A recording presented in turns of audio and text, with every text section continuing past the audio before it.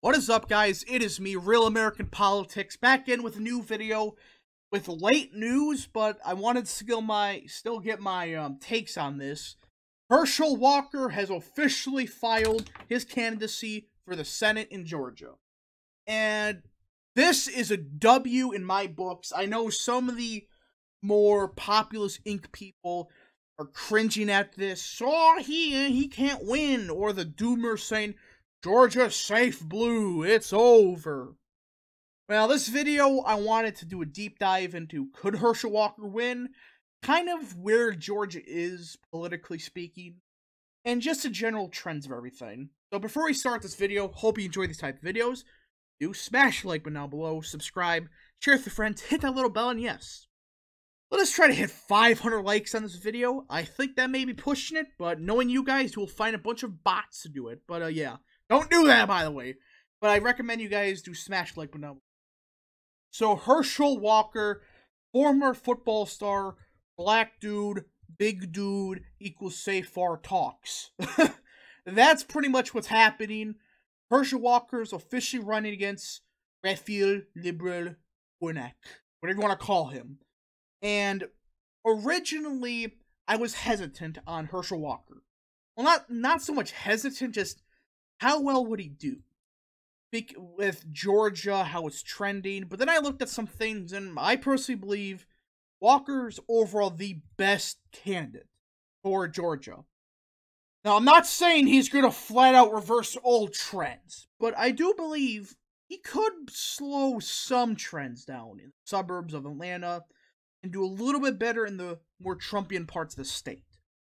Now, before I talk about how Walker can do better, let us just flash back to 2020, show you why Trump, quote-unquote, lost the state. We're not going to talk about the Atlanta, we're not going to talk about that, but we are going to talk about the trends. This trend map takes into account this, and swings compare the national environment. And you notice the inner cities parts of Atlanta, well, we're not going to talk about Fulton or DeKalb, but places like Clayton actually trended Republican.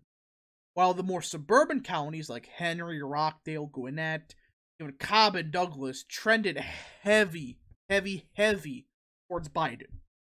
And even more of the more Trumpian favorable counties like Cherokee County even trended a bit Republican, though there's some evidence to say that may be stretching how much Democrats can improve in that county. But overall, the suburbs trended heavy towards Biden. Now, the biggest reason for this is demographic shifts. The left don't want to talk about this, but this is flat out what's happening. A bunch of black dudes from Detroit are moving to the Atlanta suburbs. These are not the same suburbs from 10 years ago. And you look at some of the more underlying data, if the suburbs were roughly the same they were back when Mitt Romney was running, they would not be voting 60-40 for Biden, or yeah, 60-40, 56-42. It would be virtually even for a lot of these counties. Because you look at a lot of the data, and these are just counties that have shifted so far demographically. I mean, you get a lot of the black dudes from Detroit moving there. A lot of Asian voters moving there. And the Hispanic voters are not moving to the suburbs. Unironically, they're actually moving in the more northern part of the state. But overall, the demographics in these counties are just not favorable to Republicans. I highly doubt that Romney would perform that well in these. Now again, if these were the same counties as they were 10 years ago, more white, not so many Detroit implants moving here, I do personally believe Georgia would have been like a R+6, R+7 state. It's just demographics alone have shifted the state so far to the left.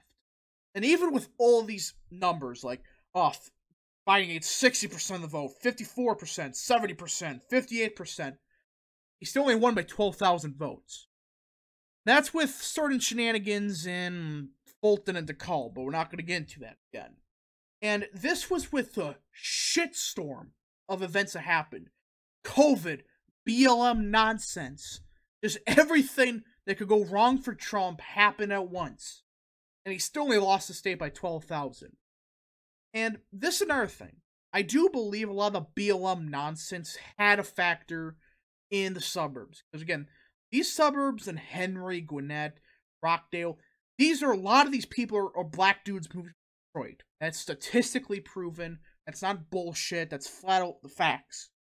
A bunch of black voters from Detroit moving from Detroit to the Atlanta suburbs, mostly the Gwinnett and Henry counties. And that's where the biggest shift happened. You know, it's not a lot of white voters with the white guilt nonsense, and they voted for Biden because of feeling. But it just, Trump was not the best candidate for the state. And, well, somehow, a candidate did worse than Trump in the same exact election cycle, like 2 months later.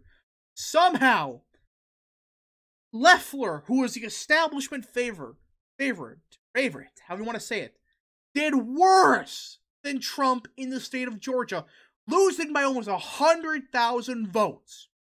And even with some bullshit happened, I mean, look at this trend map. And I know that, yeah, from 2016, that was a different race from the presidential race, but still, somehow, you did worse in Gwinnett, Henry, Rockdale, and like do 0.1% better in Cobb County. How is that even possible? She barely did better in Cobb County. And that's one of the only counties that clown did better in. You know why this robot candidate Loeffler lost the state? Democrats didn't win this state. Republicans lost it. The first and major reason was northern, central, and southern white voters did not turn out for Loeffler at all. Especially MTG's district. That was the lowest turnout in the entire state. Biggest drop-off from turnout. That's where a lot of the voters were. And they just didn't turn out. You know, the working class whites. They just flat out did not turn out for Loeffler. While the black vote in places like DeKalb, Clayton, Henry, godly, they just voted heavy for Warnock. And the second part was the stimulus checks. That may have shifted the race like 3 points Democrat. That's flat out a fact. A lot of these voters, they would have voted for Loeffler if they voted for the checks, if McConnell wasn't a dumbass. That alone would have flipped the state. They wouldn't have got absolutely demolished in the suburbs. And that's what I think caused a lot of these shifts that really were inflated, to say the least. Now, the question is this. How can Herschel Walker win the state? Now, there's one possible way he can do this. The biggest way, by far, is you gotta do better than 6% of the black vote in Georgia when it's 32% of the electorate. Now I know exit poll's not that good, but still, 6% of the vote instead of what, like 11, 12% nationwide? If you just get 12% of the vote, and I know it's Warnock, but if you run a football dude or any other competent Republican, especially with red wave here, Warnock could easily get 10, 11% of the vote. And if he doesn't get that high of the vote share, he still does a couple points better. And then you go down here, or up here I should say, wherever it is, the education one is just another absurdity. High school less voters. Warnock beat Loeffler, tied with her. Loeffler barely won with some college voters. College graduates barely won. Postgraduates, she got demolished. How do you only get 50% of the vote with high school or less? You go down to the white non-college vote. Yeah, pretty substantial, but Trump would have gotten even more than that. White college vote, I think, also played a bigger role in the fact that Loeffler lost the state. So you just keep looking at this, it's like, Loeffler lost this race. Warnock didn't win it. I mean, back when you get 50% of the high school or less vote, Trump got, I think, like 53%. Yeah, I know it's Georgia, but still, you should not be tying with high school or less. And it just keep looking at this, it's like, how do you lose this? And I do believe that Herschel Walker is the one candidate who can get the turnout in numbers to rural Trumpian counties, but at the same time, do a little bit better in places like Rockdale, Henry, Gwinnett, slow some of the bleeding down. The reason I say this is, folks, go to Georgia. Just go to, he is a literal god in that state. It's unironic. He is a football legend in Georgia. And I do believe the name recognition and the popularity he does have, don't listen to those nonsense polls, would slow down some of the bleeding in the suburbs. Now, how much better does he have to do? Well, let's look at this. Okay, Fulton County. If he just, gets us down to D plus 44, that flips the state immediately. That's all he has to do. Do a little bit better in the blacker parts of Atlanta.